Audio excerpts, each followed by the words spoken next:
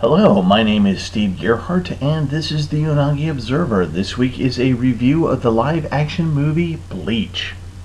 The newest live-action movie based on an anime on Netflix, Bleach, the Soul Reaper agent arc, is so far the best outing that Netflix has done thus far in airing anime-turned-live-action movies.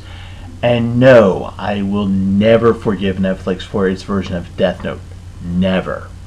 Like other live-action movies that are based on anime, Bleach has a strong history to draw from. It started as a popular manga created by Tite Kubo. It had a great run in Weekly Shonen Jump from August 2001 to August 2016. It was turned into an anime in 2004 and it lasted until 2012. There have been several anime movies, games, and even musicals based on Bleach. So to say Bleach has a large following would be an understatement. So it's very much due for a live-action movie which recently came out in Japan and in September of 2018 finally came to America on Netflix.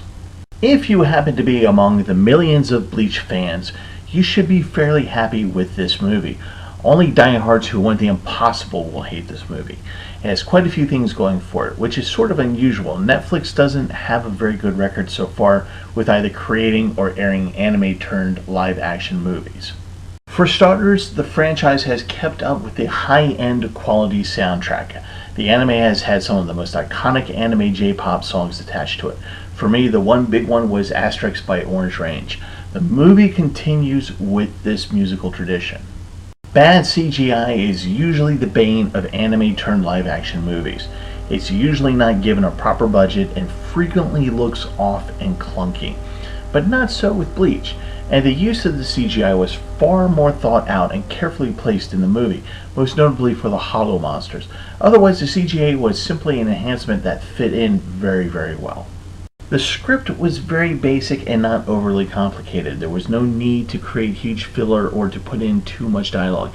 In fact, the producer wisely kept the script simple and kept it very close to the half of the first season of the anime and manga, and that is the storyline that shows how Ichigo, the main character, becomes a Soul Reaper. During the movie, the plot introduces you to other main characters like Chad, Rukia, Uryu, and Orihime. Time is not wasted on convoluted story arcs explaining those characters.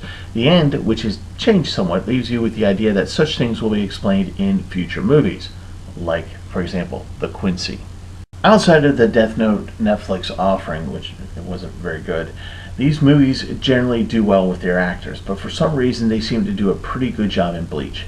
You have Sota Fukushi as Ichigo, Hana Sugasaki as Rukia, and Arina Mano as Orihime, just to name a few, and they seem to really embody the characters and carry them off really very well. The only real complaint I have are the actors who play Renji and Byakuya.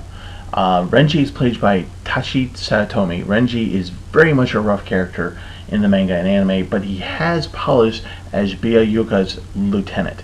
In the movie, Renji appears very kind of thuggish, unpolished, and has a manufactured sneer that can be really kind of silly and distracting. Miyavi plays Byakuya and seems oddly young.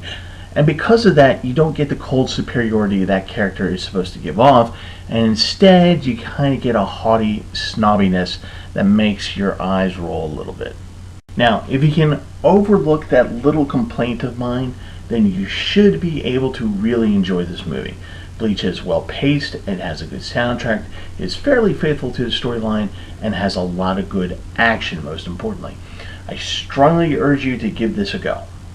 This is it for this week. If you liked this video, please hit the like button. And if you like what I do here, please subscribe. My name is Steve Gearhart.